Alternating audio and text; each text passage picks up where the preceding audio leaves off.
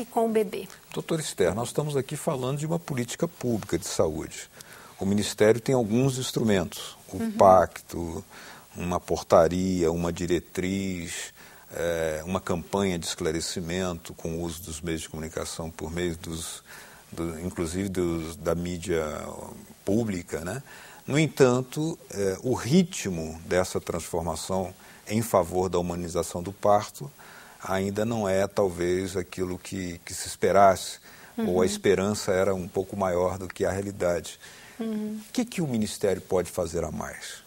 Bom, nós temos que lembrar que nós somos tripartites e o Ministério, ele formula e induz políticas de saúde. Mas temos aí os estados, os municípios, né? E nós trabalhamos com uma autonomia até certo ponto, né? E com a questão da adesão, da parceria nesse sentido.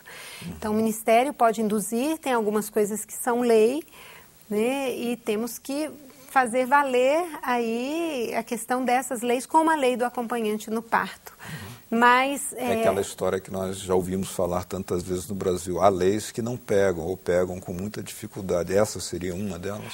Essa lei está precisando de uma mobilização social, porque as mulheres, de posse do conhecimento dessa lei, elas têm um poder de cumprimento da lei maior. Então, nós discutimos muito a questão da mobilização social, mobilização e participação social na concretude, para dar concretude a essas questões. Não caberia também aos meios de comunicação um papel importante nessa tarefa? Exatamente. Né? A grande mídia, os meios de comunicação em geral, para que isso vire inclusive cultura, que as pessoas se apropriem disso, né? Se apropriem, inclusive dessa questão do parto, né? Tem uma cultura aí que favorece também a esse desvio para a cesárea, né? A não enxergar esse momento do parto como um momento produtor de vida e de saúde para as mulheres e para as famílias,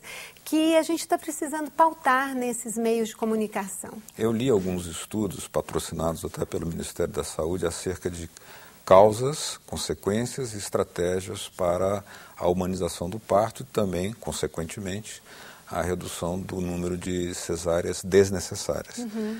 E ali se informava que boa parte das mulheres, provavelmente a maioria, antes do parto, tem uma opinião muito favorável, uma opção favorável pelo parto natural. Exatamente. No entanto, muitas vezes, no ciclo do processo de internação, elas são levadas a mudarem a sua opinião para a cesariana. Como é que ocorre isso? No setor público, no setor privado e conveniado, isso é muito comum. Inclusive, uma grande pesquisa sobre as cesáreas mostra picos de cesáreas na sexta-feira, por exemplo.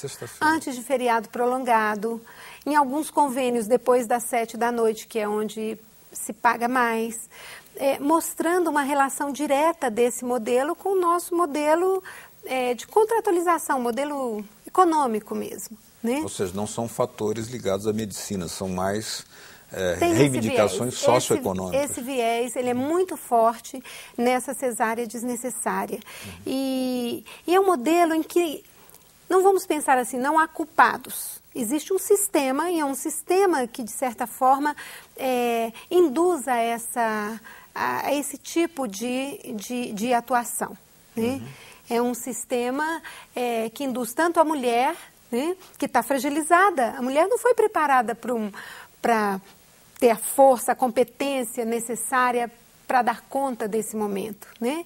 De um lado, a mulher fragilizada, com toda uma cultura já fragilizando a mulher, desde que ela fica grávida, fala, "Ih, coitada, vai ver como é na hora aí que você vai ver o risco que é." Né? Já vem preparando para essa entrega na mão de outros, essa competência que é dela.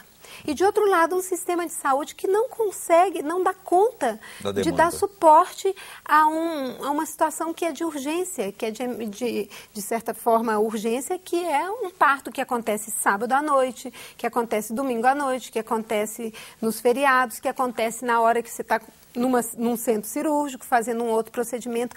Então, Como eu te falei, esse modelo centrado só no profissional médico para atendimento do parto e do nascimento, que pela sua origem é um ato da fisiologia, não é uma doença.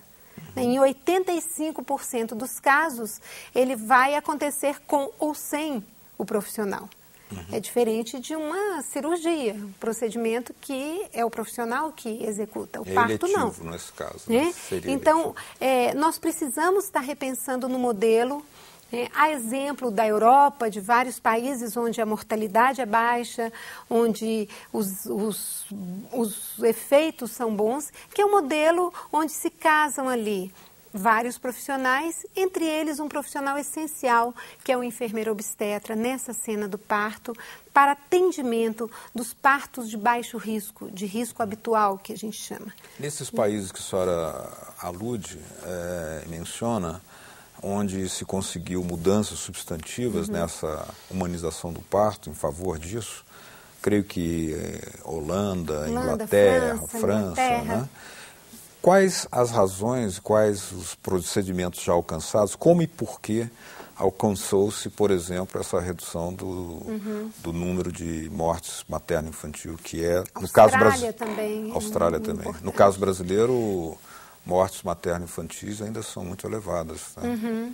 Então, é o que a gente vem discutindo hoje um pouco na Rede Cegonha. Primeiro, o acesso ao pré-natal, né? E um pré-natal qualificado. Um pré-natal que consiga minimamente fortalecer a mulher, né?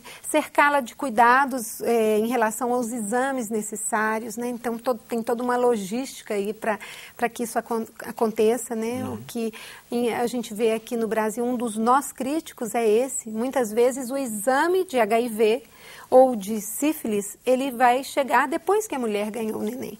Então tem toda uma questão aí. Algumas vezes sim, infelizmente. E aí é um prejuízo enorme. A gente perde o tempo oportuno para poder atuar de uma forma simples, por exemplo. O caso de transmissão vertical, né, de sífilis se faz usando um Besentacil, por exemplo, né? Alguns Besentacis. Bom, enfim, a questão da qualificação do pré-natal, não só técnico, mas também a parte relacional. Porque o pré-natal precisa estar fortalecendo a competência natural da mulher, né? A mulher na sua competência, para ela encarar o parto dessa forma que a gente está fazendo.